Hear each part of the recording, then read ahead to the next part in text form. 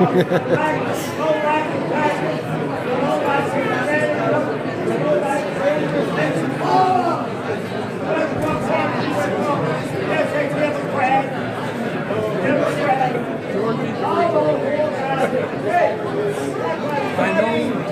know him since 1989. Oh shit. No, he's CBS board, Marcus board,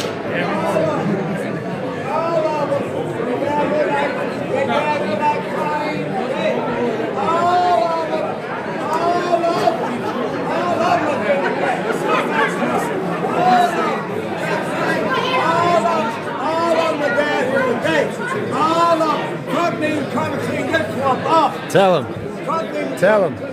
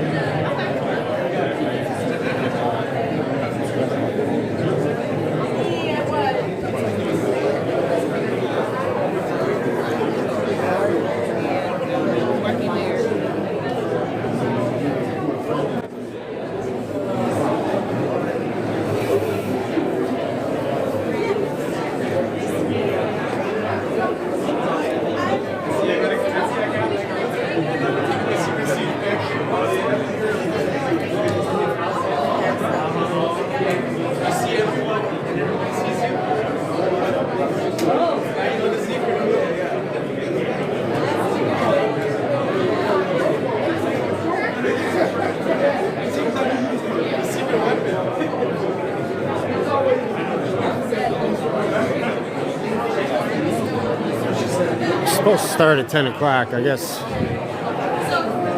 Brandon Johnson's taking his time as usual to get in.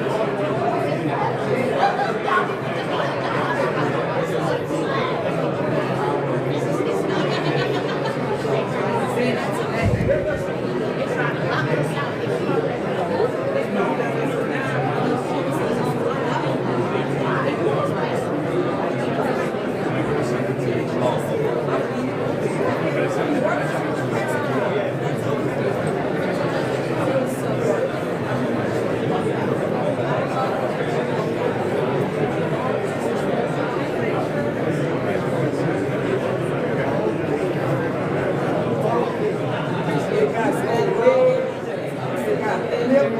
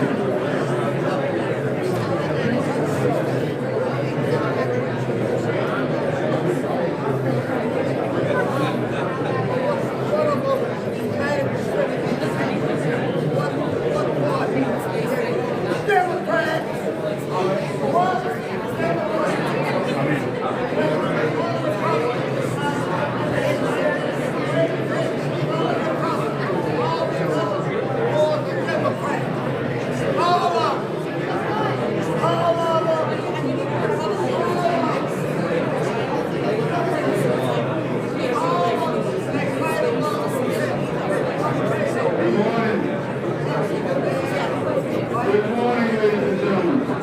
Welcome to the City Council meeting. The meeting is being momentarily. At this time, please take your seats and silence the listening devices. Please, the presence of the meeting.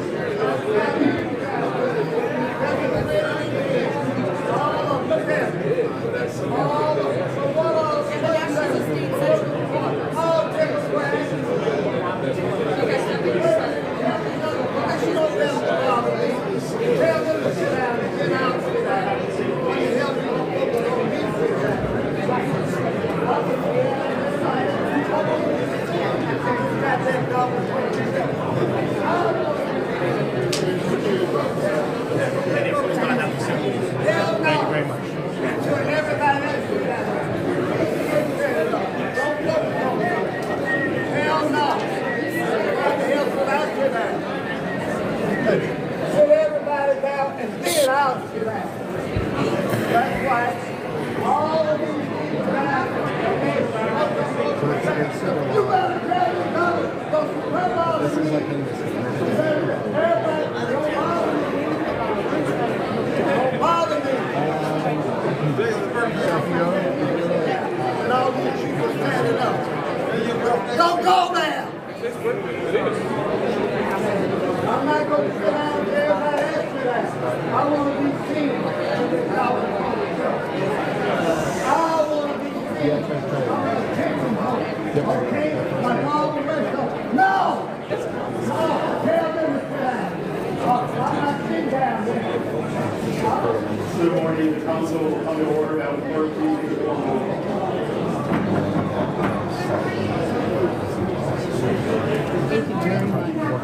Good morning to the council. There are some connectivity Wi-Fi issues that came during today, but UTI is actively working on resolving this issue. And it's the time of going old school today with our roll call. Alderperson Laspada. Laspada votes yes. Alderperson Hopkins. Hopkins is present. Alderperson Dow. Dow is present. Alderperson Robinson. Robinson is present. Alderperson Yancey. Yancey is not present. Alderperson Hall. Hall is not present.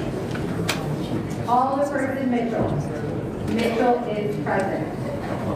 Alderperson Harris. Harris is present. Alderperson Beal. Beal is not present. Alderperson Chico. Chico is present. Alderperson Lee. Lee is present. Alderperson Ramirez. Ramirez is present. Alderperson Quinn. Quinn is present. Alderperson Gutierrez. Gutierrez is present. Alderperson Lopez. Lopez is present. Alderperson Coleman. Coleman is not present. Alderperson Moore. Moore is not present. Alderperson Curtis. Curtis is present. Alderperson O'Shea. O'Shea is not present. Alderperson Taylor. Not present in chamber. Alderperson Mosley. Mosley is present. Alderperson Rodriguez. Rodriguez is present. Alderperson Tavares. Tavares is not present. Alderperson Scott. Scott is present. Alderperson Cesar Lopez. Cesar Lopez is present. Alderperson Fuentes. Fuentes is present.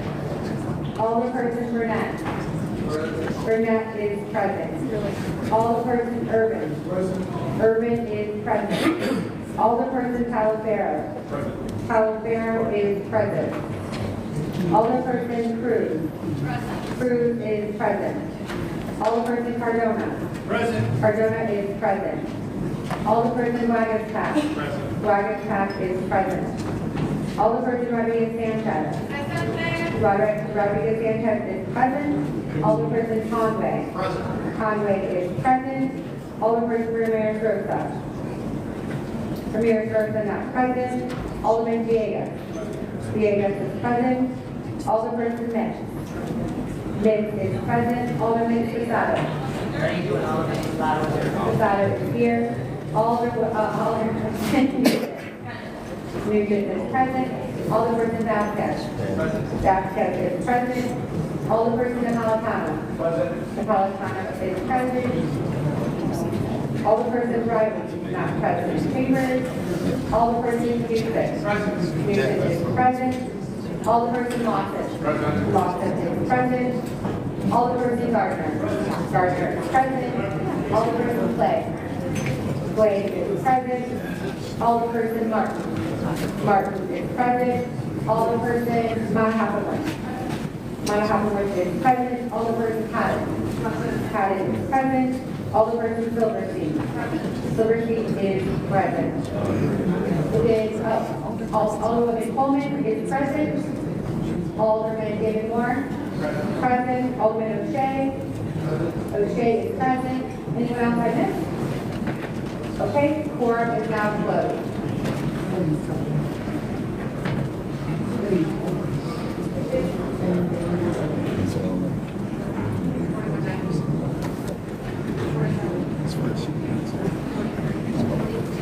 Very well, there are 43 members that are present, so we do have a quorum. Because of our Wi-Fi, we will not proceed with our Rule 59 at this point. So we do have a quorum. So let's rise for the Pledge of Allegiance. I pledge allegiance to the flag of the United States of America and to the republic for which it stands, one nation, under God, indivisible, with liberty and justice for all. Would you please remain standing for our invocation, which was delivered today by Dr. Mildred Harris from God's First Church in Minnesota. Hallelujah. I exhort therefore that first of all, supplications, prayers, intercessions, and giving of thanks be made for all men, for kings of all that are in authority, that we may lead a quiet and peaceful life in all godliness and honesty. I exhort that all the elected officials that are here today, that you move in wisdom, knowledge, and understanding. Today I exhort that you may be found blameless for working in the vocations for which you have been called. Public officials and gatekeepers for hundreds and thousands of people in Chicago. I exhort that you be blessed in all of your endeavors. Blessed shall thou be when thou comest in, and blessed shall thou be when thou goest out. May everything you touch be multiplied and increased with love. I exhort that as you speak for the people, live for the people, direct the people, as servants of the people, that we will be found to be diligent. For he who is diligent in his work shall be found to be prosperous and blessed, exceeding abundantly above all that we ask or think, according to the power that worketh within us. I exhort that you walk in the confidence and boldness in knowing that you are called to be the waymakers and builders of the human society of which you represent. Now may the Creator protect you, keep you, and guide you, the city of Chicago, the nation of the world of which you are an integral part. And I say, peace, peace, peace be within these walls. Peace, peace, peace for Chicago. Peace, peace, peace for the world. Hallelujah and amen. Amen. May be seated.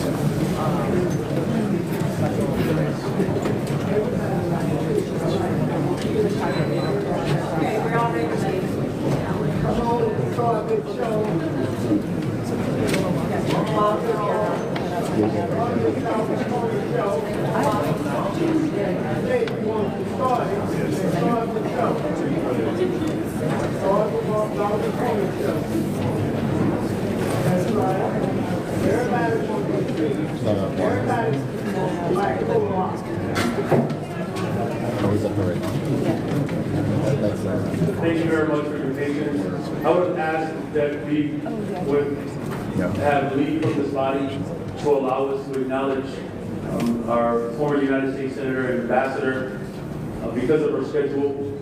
Again, if I could have leave from this body to allow us to make comments and to acknowledge the former United States Senator, history maker, and Ambassador, Madam Karen Mosley Braun.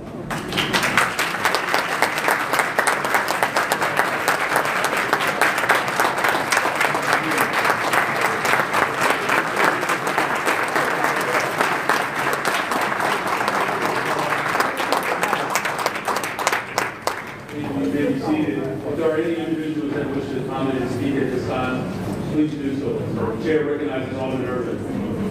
Thank you, Mr. President. To Her Excellency and all that she has done for citizens not only of Chicago, starting out her journey in the House of Representatives, moving to the county, and then on to our federal government.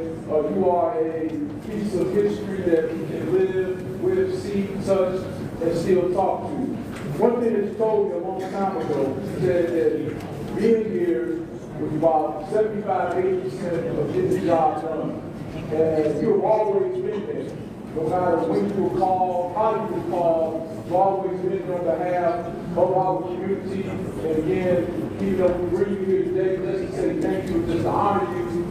This is not enough for all that you have done to help make the city of Chicago, the state of Illinois, and our country to the best place that it can be. So again, thank you, thank you, thank you, may God be with you.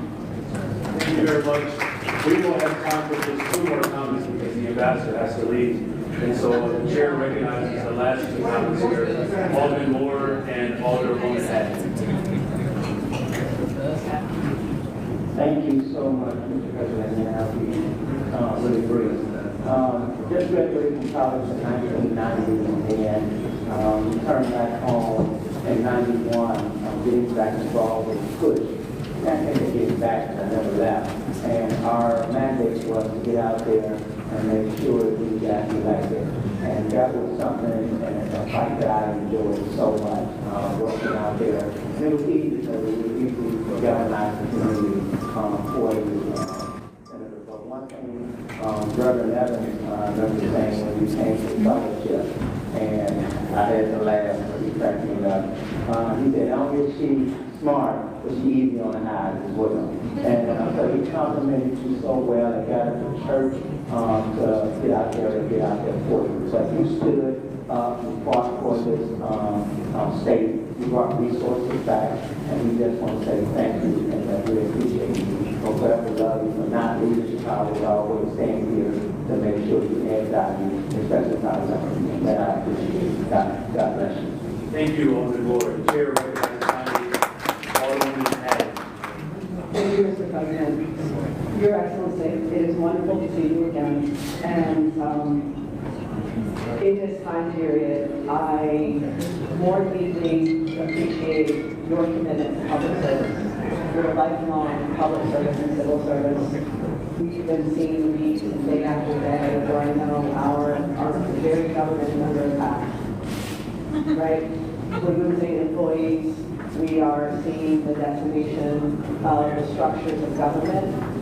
And you being here today, your continued service, your continued lifelong service is such an inspiration. I know all of us in this body and so many people here in the chambers, but also watching live. We're committed to the city, we're committed to our state, and we're committed to this country. It's going to take all of us to continue to fight and to struggle. I appreciate the living example that you have for us, and a reminder that Black history is American history, and that Chicago history is American history. Thank you so much for your service, for the model that you set for us. We appreciate that. Thank you all for that. As a part of our celebration for Black History Month, this resolution that will be voted on later in the meeting today, recognizing Chicago's very own, the Honorable Kara Mosley Braun, as the first Black person elected to a county executive position, first Black woman to serve the United States Senate. We honor you, but we also honor you for your lifelong, relentless advocacy for justice, for education, and for working people and families. Your leadership is certainly positive, but it has had a lasting impact on the lives of Chicagoans, but so many people around the globe. You fought hard for funding, for job opportunities, for young people. You fought hard to make sure that progressive education bills would be put forward and having better laws around gun control. But you went on to be an ambassador for New Zealand, who will be here this fall in the rematch between Ireland and New Zealand. So I'm not quite sure which team you'll be rooting for, but I have an idea. But thank you for laying the foundation for so many people. You paved the way for so many folks to experience their best in leadership positions. So once again, on behalf of the city of Chicago, we honor you, the company. Kara Mosley Braun.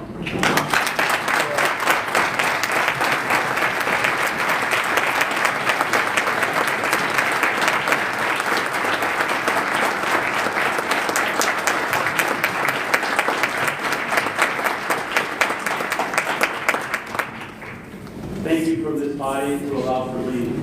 Now we will proceed with our order for public comments.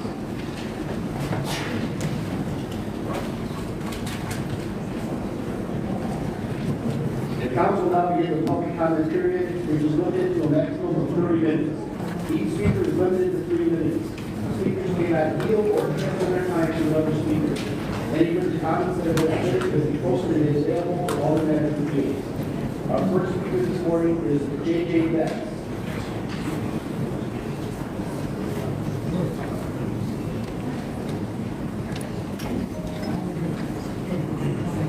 Mayor Johnson and esteemed members of the City Council. My name is J.J. Betts, and I'm a board member of the Gompers Park Athletic Association. I come before you today not just as an advocate for our youth baseball and softball programs, but as a voice for the hundreds of children who simply want a safe place to play. For the past 2 years, our young athletes, kids ages 12 and under, have had to play under conditions that no child should have to endure. Our newly renovated Little Gompers Diamond at Keeler and Foster Avenue has become encircled by homeless tents with ongoing illicit activity. What should be a place of joy and teamwork has instead become a place of fear and intimidation. Parents have expressed deep concern over the aggressive threats shouted at our players, and the reality is simple. Our kids are afraid to play the game they love on a field that should be safe for them to endure. The situation has escalated beyond just intimidation. We have witnessed indecent exposure to children, when people stripped naked in front of a baseball game, drug paraphernalia and needles found on diamonds, debris, human feces, weapons found hidden in trees, and vehicles parked on the grass overnight by the tents. And this month alone, as I think we're all aware, there have been 3 large-scale fires from the tents encircling Little Gompers Field. This is not just a matter of park maintenance, it's a direct safety threat to the children and families who play at Gompers Park. Mayor Johnson, we have reached a crossroads. The GPAA board recently made a difficult but necessary decision that these tents and the associated illicit activity remain come spring. We will be forced to suspend all league play on this diamond. This decision was not made lightly, as it forces us to shift games to other fields that are already struggling to meet demand. But it sends a message to our league families that their children's safety comes first. The citizens of Chicago are your constituents, Mayor Johnson, but the families of Gompers Park are your constituents too. The impact of this crisis is already being felt. For years, our league enrollment has grown steadily, a sign of a thriving program. But for the first time in years, we are now seeing lower registrations because some families are afraid to play at the field. If this continues, the damage to our community's baseball program and the park itself may be irreversible. Without our players, coaches, and field prep crews on this diamond every day, illicit activity will surely increase. Mayor Johnson, we are asking the City of Chicago and Parks District to enforce existing park ordinances today to ensure Gompers Park is once again a safe place for our children to play. Our kids deserve better. Thank you.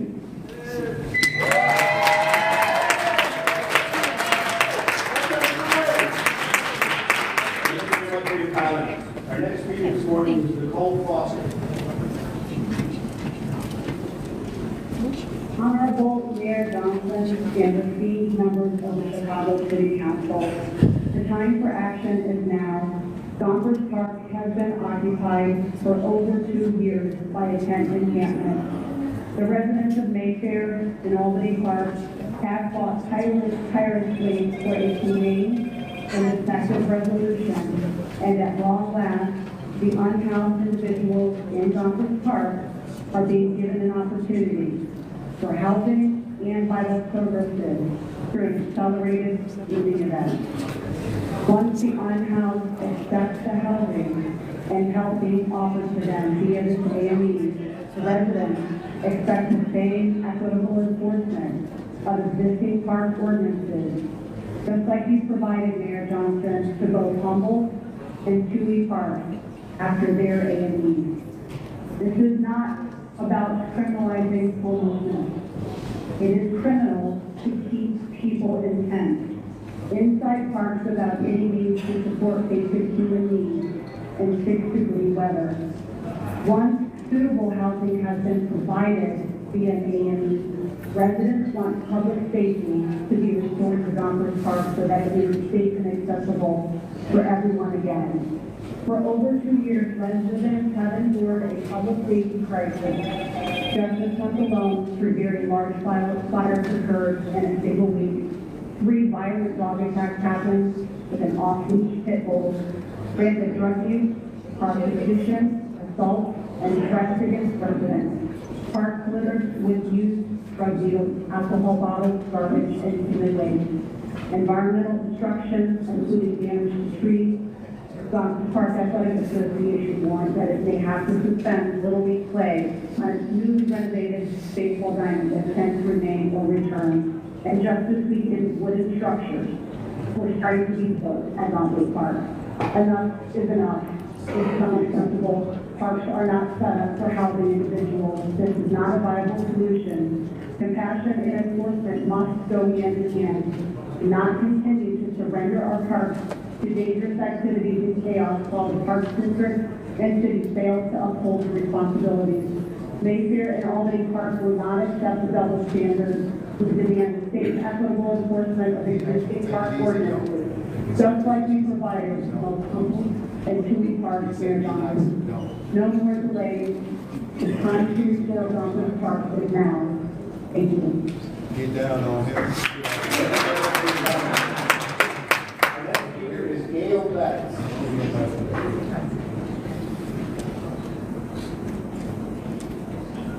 Mayor Mayor Johnson and esteemed members of the City Council. My name is Gail White. I am a resident of North Mayfair in the 39th Ward for 48 years and a member of the Restore Gompers Park Coalition. I'm here to express my concern with the unhoused encampment that has occupied Gompers Park for over 2 years. There is an accelerated movie event scheduled to begin the first week in March. We are comforted to know that the unhoused will be offered housing and support services. What we are not comforted by is the lack of enforcement that should follow. A representative from the Restore Gompers Park Coalition has spoken at the last 4 Park District Board of Commissioners meeting to shed light on the issues in Gompers Park and pleaded for them to enforce the ordinances for the safety and pleasure of all park patrons. The Park District chose to enforce the rule with banning toys left in the park throughout the city because they put children in danger. Yet, they give prostitution, alcohol, and drug use, open fires, and destruction of the park a pass. Additionally, human feces, used toilet paper, feminine sanitary products, used needles, alcohol bottles, and cans are found throughout the wetlands and parks. Trees have been destroyed, fences have been broken, removed, and portion of the fence was melted by the recent fire. All these fixes take time and money away from regular maintenance and upkeep of the park. During several little league games, the players were heckled and jeered by people who have chosen to pitch tents near the outfield. Children have witnessed nudity and erotic behavior from members of the encampment. The Gompers Park Athletic Association sent a letter to the players that they will suspend play on its newly renovated baseball diamond if the tents remain or return. This is totally unacceptable. Gompers Park Day Camp utilizes this area for playtime and to explore nature. There was a major play space that was awarded $50,000 through the automatic participatory budget that the community voted for. It has been on hold for over 2 years, again, due to the encampment. For years, the 17th District Police Department hosted defense fishing events for the youth in the community. The lagoon where fishing takes place is just a short distance from the Pulaski campus. This well-attended family event was resurrected this past year after a 2-year hiatus. The water feature that feeds the lagoon for irrigation had to shut off this summer due to concerns of contamination from the unhoused bathing, using it as a laboratory, and washing clothes and dishes. This could threaten the return of hook-on fishing if the DNR does not stock the lagoon due to pollution. We are pleading, Mayor, for an accelerated review event followed by a park district enforcement. Enough is enough. Thank you. Our next speaker today is Melanie Hogan. Hello all, I am Melanie Hogan, founder of Shy Love. I'm here on behalf of our legacy Black Love and my Black Market with my city. My comment is in regard to R 2024-001246, expression of support for victims of slavery.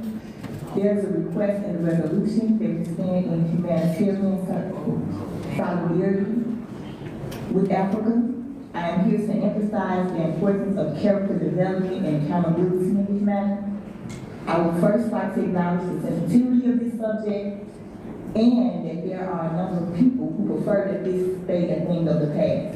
We cannot refer to something as the past when it's still current, not only in Africa, but in many forms right here in the U.S.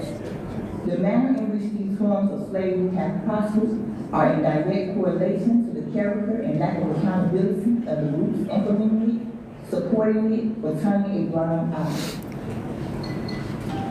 A lot of those who cannot relate justify their lack of support due to the argument that a lot of us were already here and not shipped over, that their ancestors are not technically white and did not participate in the slave trade, or that we have other more important matters to tend to.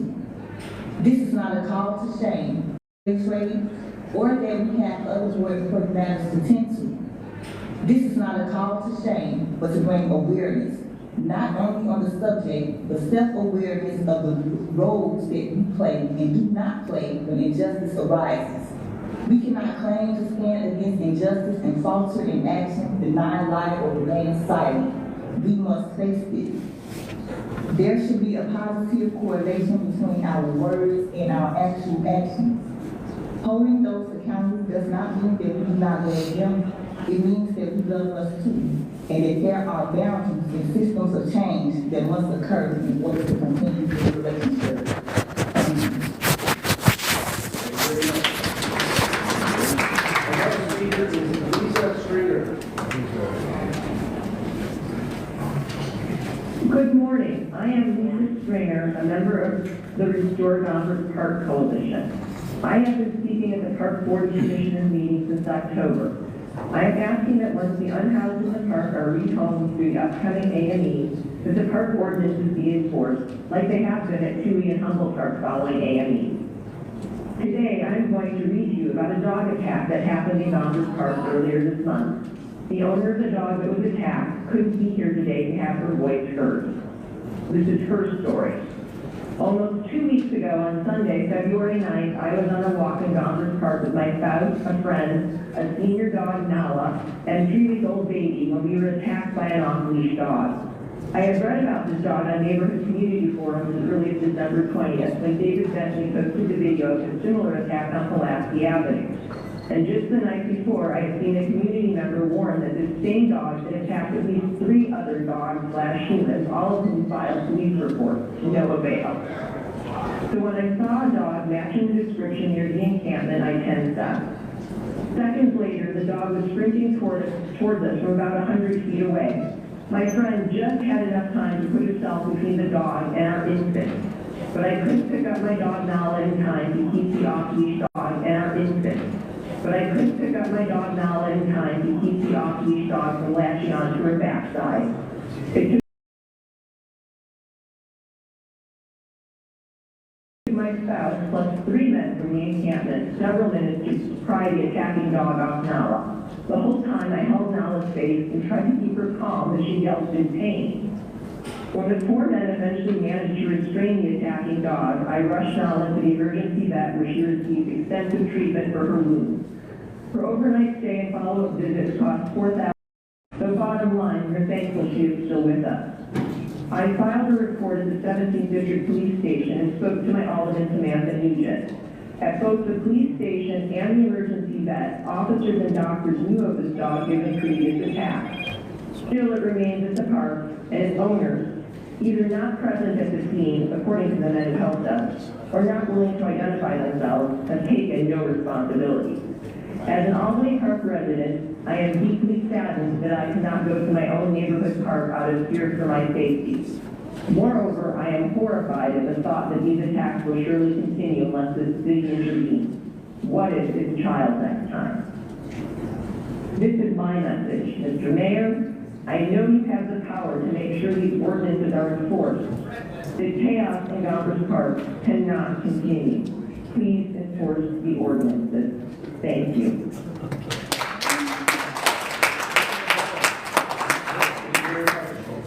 Our next speaker this morning is Mrs. Lawrence.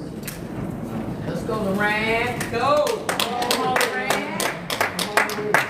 Come on, Loran. Let's talk about something. And as the selected mayor, I'm going to bring this scripture to you. This is starting with James 3:1, because you are the son of a pastor. And I'm quite sure you should be well aware of this, that states. Now, many of you should become teachers, because your brothers, since you know that you will be judged more severely, so that you acknowledge that while you're getting up there on that little pulpit, podium, whatever you call it, and want to claim out these all racist and prejudice and everything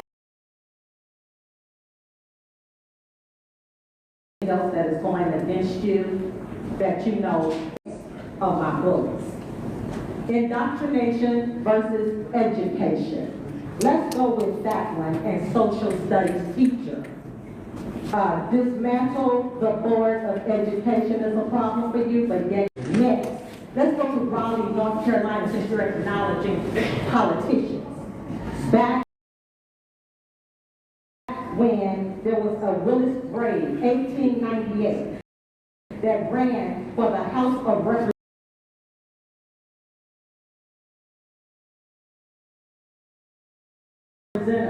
then a couple of days later, the Democrats had the audacity to burn down black newspaper companies. All right. Oh, that sounds like something good. Now, let's go to the next one. On your executive order, 2023-16, where you want to make fearful of the black people that we gonna be deported. Let's go to the 13th and the 14th Amendment.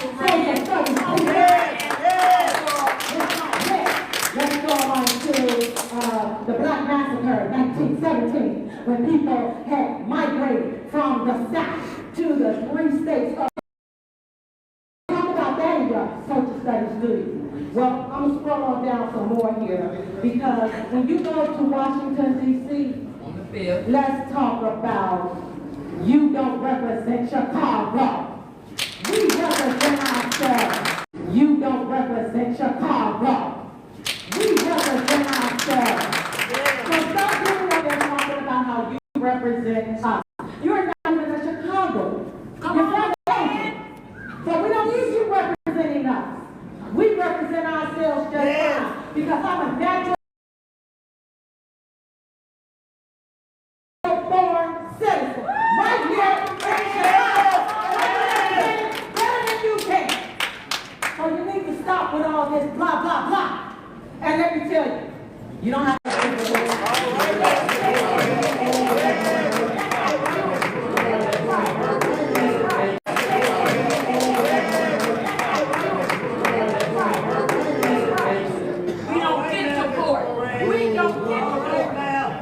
Our next speaker is David Mason. We ain't hard than that. Our next speaker is W. Robert Schultz III.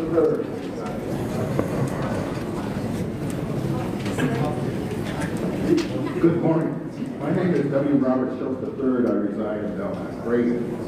Mayor Johnson and members of the Chicago City Council, on behalf of I also represent Active Transportation. I forgot to say that. On behalf of our thousands of members and supporters across the city, Active Transportation Alliance respectfully asks your support in our efforts to eliminate serious injuries and fatalities on our roadways. This is a serious problem in our city. CDOT recently released annual crash report that shows in 2023, 136 people were killed and more than 2,000 seriously injured in crashes in the city.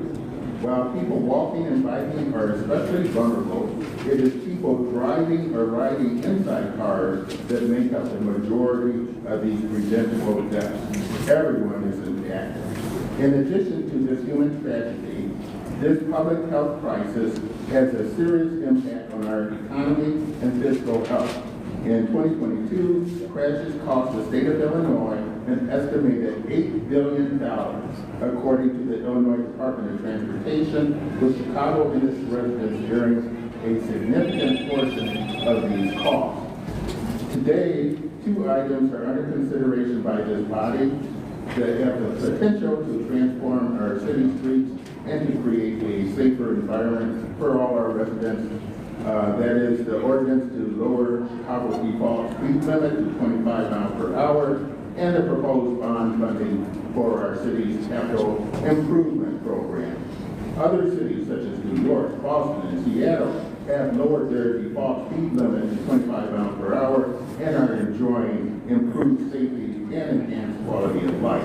A lower speed limit is just one tool in our toolbox of safer streets, but this has an outsized impact.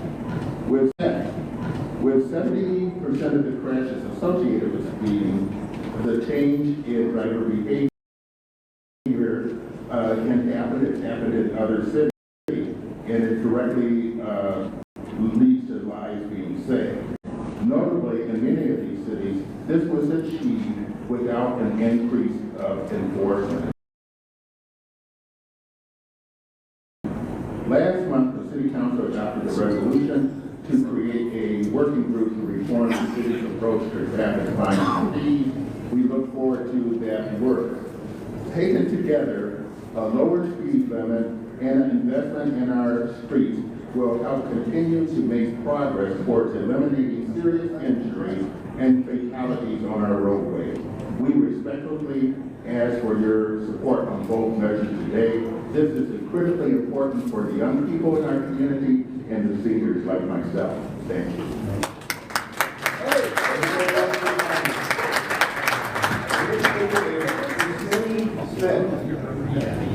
David was supposed to go for the minutes. He didn't speak.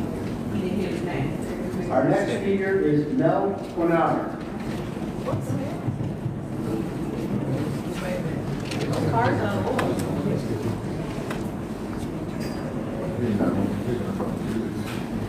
My name is Mel Konar. I'm a homeowner in District 42, and I'm also representing Better Streets Chicago. Chicago's streets have become increasingly dangerous, and speed is a major factor. There's a recent CDOT study showing 47% of drivers exceed 40 miles per hour on city streets, and 67% of traffic fatalities involve high speed. Today, you have the opportunity to vote yes to lower the speed limit to 25 miles per hour as the default speed limit for Chicago, which is a proven strategy that other major cities have taken to successfully slow drivers down and save lives.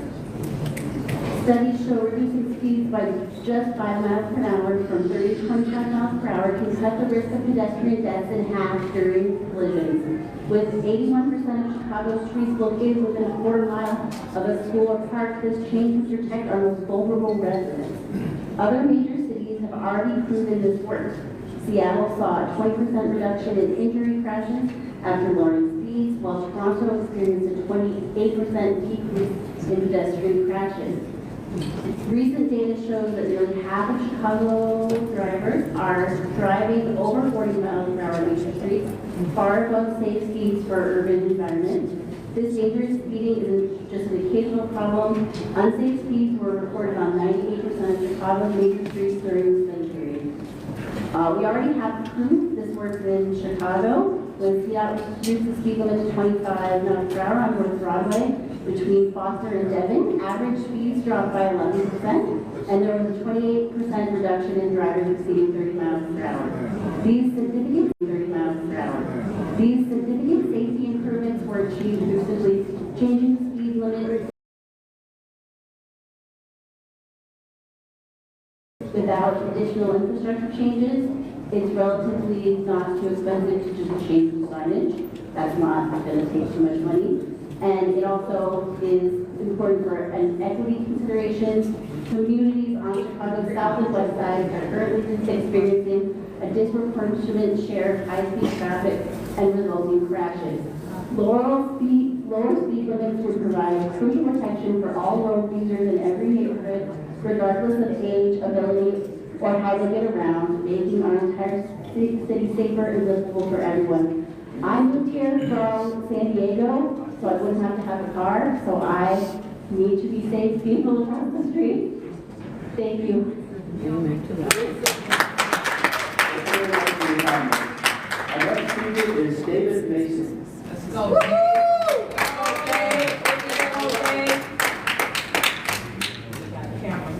Alright, so since this is Black History Month, let's talk about how the Trump administration said on that 14th Amendment for Black descendants. All the men over there who walked in late, who went nothing but more than just a disgrace for the 6th Ward. What's his name?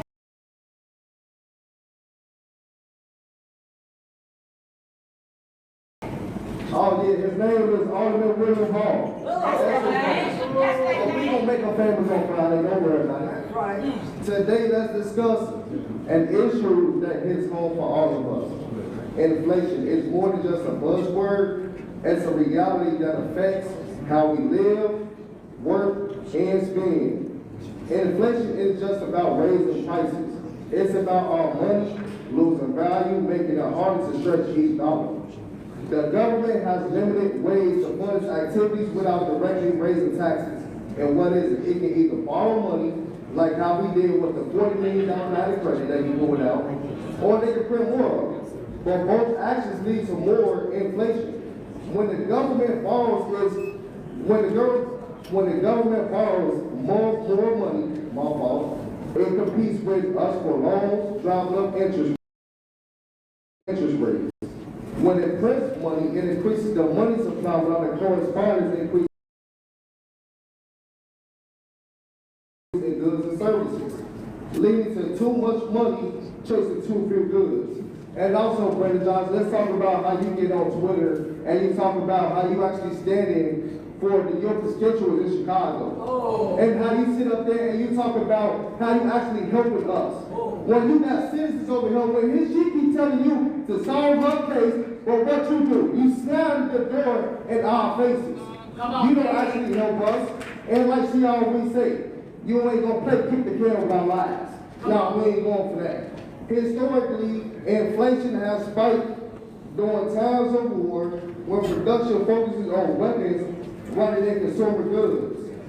Raising taxes might seem like a solution, but we hit the ceiling of what people can bear today.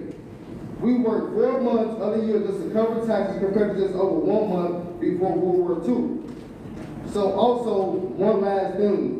Inflation isn't happening because we live our lives in extravagancy. It's because the government is living beyond its means.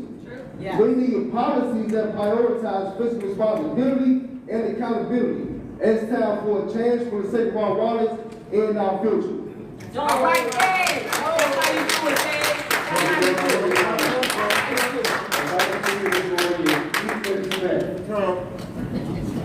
All right, let's go, Jasmine. Represent.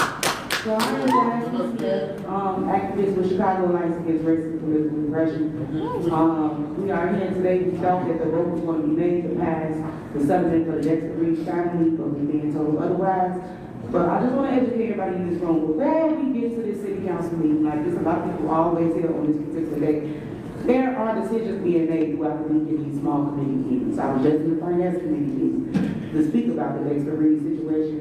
And they put it on hold. I don't understand why it's on hold, but it seemed like this body, when it comes to organizations that's fighting for accountability, police accountability, y'all like to turn a blind eye, and y'all try to block everything that we doing as if we're the enemies. We are the community that's being harmed by CPD. My loved ones are still rotting in prison, 13 and a half years, 17 and a half years for crimes that they could not commit. So if we get it right the first time, y'all, all of this will meet with us. We should not have to be trying to pull a needle out of a haystack to get meet with y'all when we're trying to get to the solutions and the root of the problem. If there's no accountability with these police, the city and even our young kids, I have a grandson, he will never trust the police. Y'all harming us. They're not being held accountable when they do harm us. Y'all saying if the alderman paid this $1.25 million to this family, which this young man should still be alive because they illegally pulled him over. Yes. That's right. They illegally pulled him over, lied about rioting.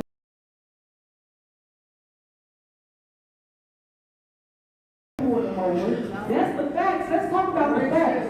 It's PTSD in these streets when it comes to police. We don't trust them already. They need to start being held accountable when they shooting and killing us and kidnapping us for things that we didn't do. If you put the innocent people in prison, where's the real criminals? They still roaming our streets. There's no public safety. There's no public safety, and not just that, the officers, you got the state attorneys and the judges that are complicit as well. Yes. They are incompetent. Get them out of our system. It's 19 aldermen that's getting FOP donations. I don't got time to speak y'all names today. Stop selling us out and do what's right by us. My lawyers should not be having to fight and keep fighting in the city with y'all lawyers against cases that they have no wins against. Y'all worrying about why the city is liable for almost $1 billion. We the taxpayers are paying for this misconduct. Fire these cops, charge them for their crimes, and take their pensions. Simple as 1, 2, 3. I got friends that are cops, so I'm not saying that they all are bad. But when they get in them offices and they take their oath, they take an oath to the cold side, so they become complicit to the corruption. Do what's right. We should not have to beg. Y'all got 2 years. I'm knocking doors. You would not be voted back then. Y'all too calm. Y'all see what we're taking. Come 2 years and you don't do right. Thank you very much for your time.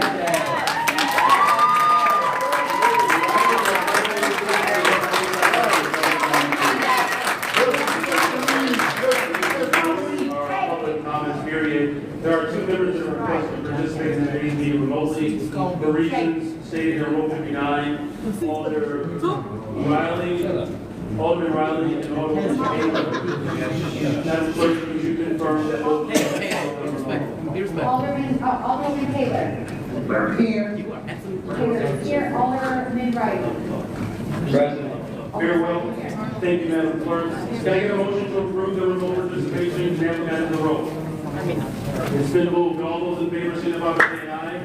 Any opposed, say nay. In the opinion of the chair, the ayes have it. Madam Clerk, please mark both of those alders participating remotely. Make them present for the roll call. This is the portion for resolutions.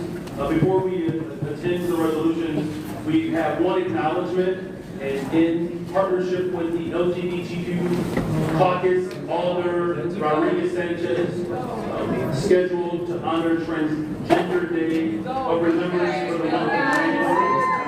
So we did not make no scheduling work until today. Since then, Alder Ramirez Rosa and others have championed the work to honor those who have lost their lives as a result of violence and discrimination against trans people. I want to acknowledge the importance of combating transfemicide in our city. On January 15, 2025, I filed an executive order with the clerk that declares transfemicide emergency and establishes a working group on transfemicide and protections for the transgender and gender diverse community. As such, we are happy to welcome the guests who are here today for this month's meeting to be honored and join in collaboration with Alder Ramirez Rosa and others on this initiative. Alder Ramirez Rosa would like to say a few words to acknowledge these esteemed guests. The chair recognizes Alderman Ramirez Rosa. Thank you so much, Mr. President. Trans people are safe. Trans people. Pardon me for a second, Alderman Ramirez Rosa. Please refrain from your outbursts, please. Thank you so much, Mr. President. I'll say it again. Trans people are sacred. Trans people are sacred. And trans people have existed since time immemorial, and they will always exist regardless of who is in the White House or what equal policies they are putting forward to harm our trans citizens.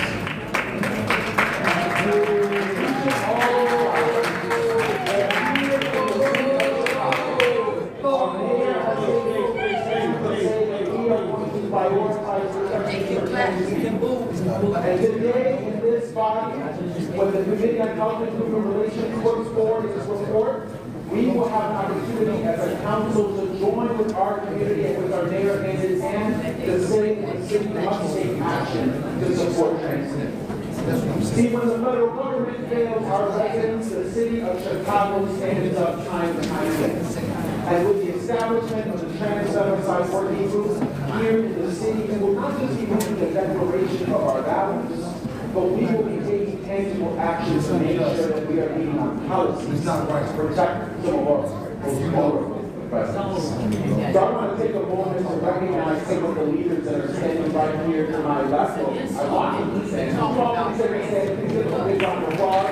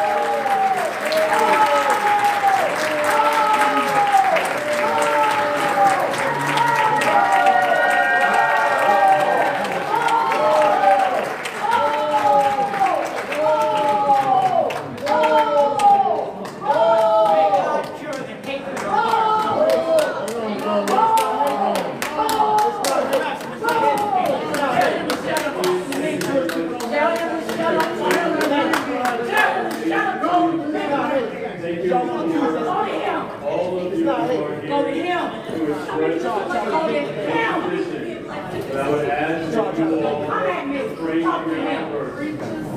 Please. Officer, no, it's not hate. Okay, if you continue to have It's not hate. outbursts, we'll have you removed. If you remove him, you should be removed first. No, this black history. He doesn't represent the people.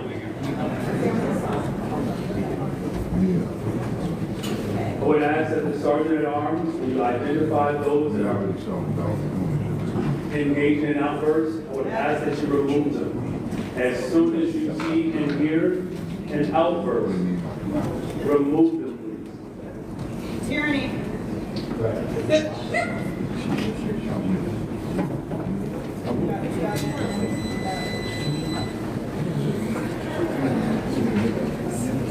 Chair recognizes Alderman Ramirez-Oaks.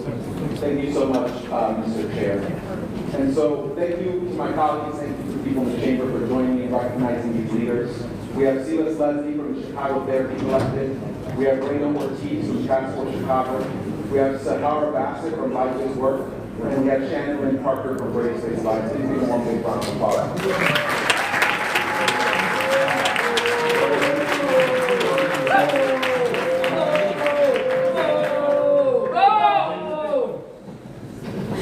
These leaders are going to work with the city of Chicago to stand up the Trans Femicide Working Group, which is tasked with ensuring that black trans women are protected on the west side of Chicago, on the south side of Chicago, and that we as a city will be developing policies to protect all of our trans women. So I want to thank you, Mr. Mayor, for signing this ordinance and making it in order.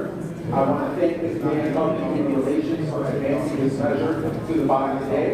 And while we were not able to recognize Trans Day of Remembrance as a body at the end of last year, I'm glad that we were able to take a moment today to recognize the leaders for their work, to recognize this important issue, and to send this good message to President Trump and everyone who wants to spread hate. Hate has no home here. Thank you.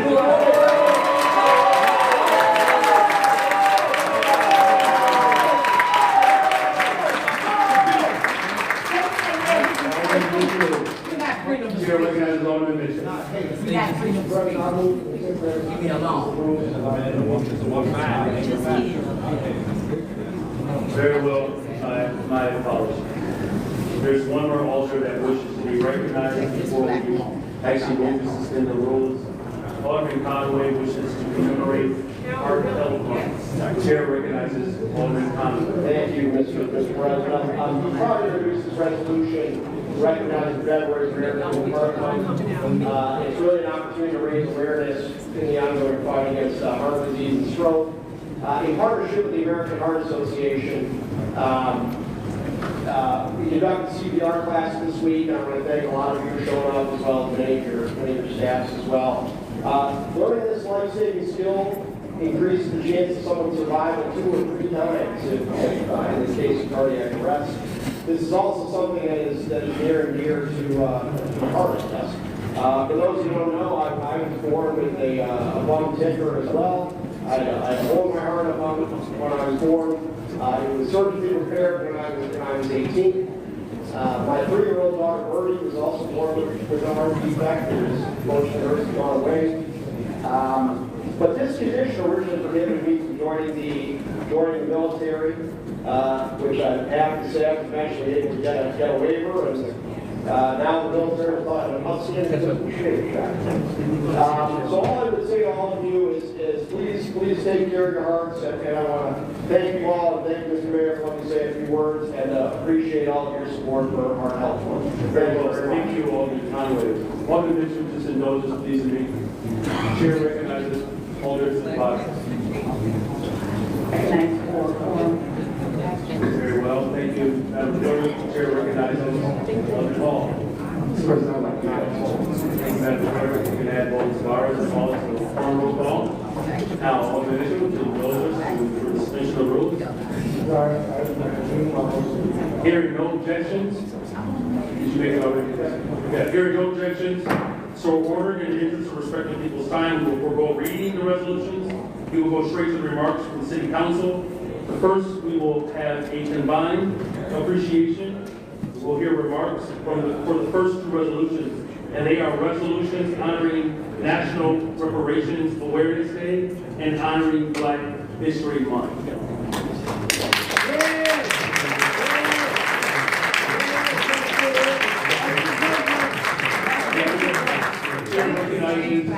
Sharing the Black Caucus 170. Thank you, Mr. President. Starting from the subcommittee down here, I want to thank our former colleague Rod Sawyer, the chair of the Health and Human Relations Committee in 2019. As we have this conversation, even coming to the city of Chicago regarding reparations, and then this administration that has uplifted reparations to now restorations. It was lots of time. We were not even supported. We couldn't even get a meeting on this subcommittee, let alone any participation from the former CEO. But I am so grateful that we have a chief equity officer in Carla.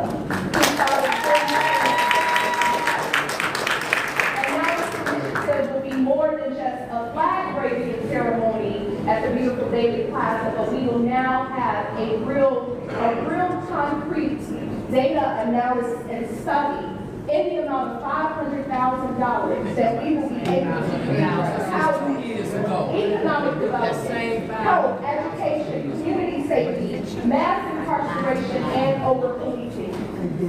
We have been neglected by centuries of injustice against our communities.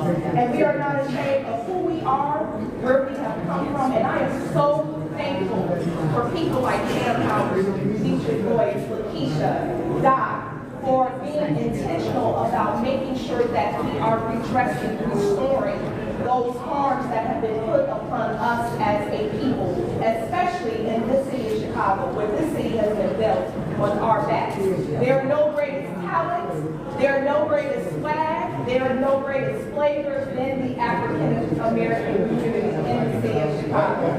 So thank you. I never had a chance to meet Dr. Worrell, but certainly his legacy continues to live through each and every one of you. God bless you, the Chicago Automatic Black Caucus. We are grateful for you. Thank you.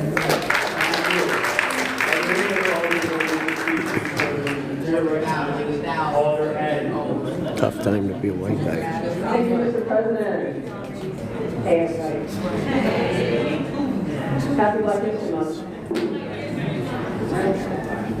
I appreciate the work you've been doing and the work that you're going to do. This is one of those moments where, for the public, for folks who don't know, everybody in the has been committed to the cause of reparations for Black Americans in Chicago and nationally for quite some time. I appreciate the work that you've been doing, and I think in this moment, again, I would say, we got to see perhaps we've seen ceremonies on here this morning, and again, this is a time for us to come together. Right now, I know a lot of people are feeling overwhelmed with the changes that we are facing in our city, right, at our country level. And, you know, even folks who come to the audience, a lot of times you guys speak about a lack of justice, right? A lack of justice. Our chairwoman of the caucus, Alderwoman Coleman, I think, spoke very eloquently in talking about the plight of Black Americans in the city and in this country. And I know that people here in this body, certainly the residents of 49 Ward, but also the residents of the city of Chicago, you've got our support. We know that until we have justice, until we have repair, right? Reparations is about repair. It's not just about compensation of money. It's about restoration. It's about reparations. It's about acknowledgement of harm.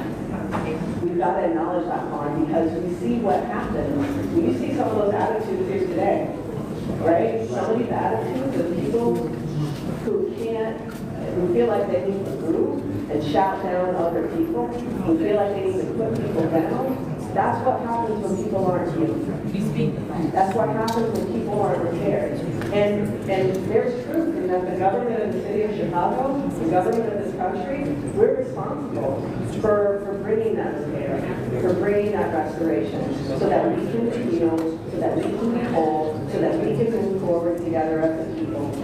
Black Americans, Black Chicagoans, all Chicagoans, being able to move forward and be healed. So I really appreciate the work that you've been doing, the heart and soul and energy that you put into it, and I know what you're working for. So even if sometimes a lot of people don't understand it, what you're doing isn't just for Black Chicagoans. It's for all Chicagoans, so that we can stand together, so that we can protect all of our people, so that we can lift up all of our people, so that people don't have to feel like they're less than, so that they don't have to feel like they're not loved, they're not held sacred, so that they don't have what they need. And that's the work that we're going to continue to do. So I look forward to doing that for all of you. Thank you. Thank you.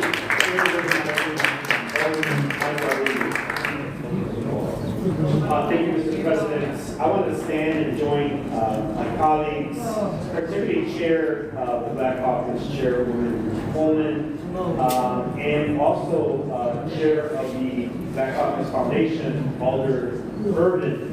As Chair of the Chicago Latino Caucus Foundation, I know how hard it is and how much time, treasure, and talent that we put in to help in raising funds, raising scholarship dollars for individuals from our communities. I just want to commend my colleagues for their work on behalf of Black youth and investing in the next generation of leadership in our great city. Your foundation is one that we respect, that we thank, and that we shall continue to invest in as a city because you're doing very hard work. So thank you for that sweat equity. And to the broader community of Black leadership that has really shown the way on how to fight for equity for decades and generations of fighting, leading the way. I know that my community and the social, the leaders of our social movements really have learned from those that fought against apartheid in South Africa, have fought here in the city for the empowerment of the Black community here in the city of Chicago and across the country. You know, I continue to live every day on the shoulders of great Black leaders, as we all do in the Latino community movement. So I just want to connect today as well and say thank you for continuing that legacy of leadership, that legacy of struggle, and that legacy of fight that leads to a better community for the African American Black community here in the city of Chicago, that yes, does benefit all Chicagoans. Thank you for your lucha. Aquí estamos con ustedes. Thank you.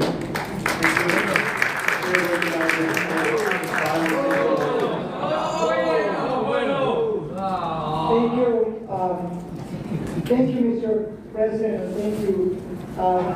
thank you to Chicago for standing during very difficult times.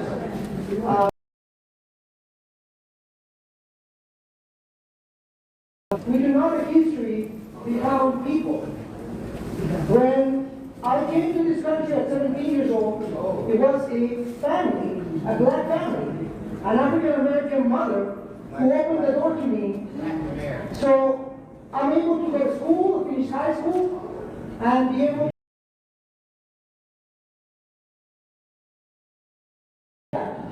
And I tell you that today I would like to celebrate Black History Month.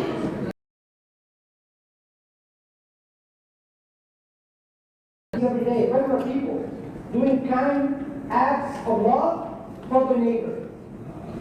One of the first things that she did, and I would like to publicly, it is the first time I have had the opportunity to publicly thank my second mother, Carmen Turner, because she taught me the history of Black liberation in this country.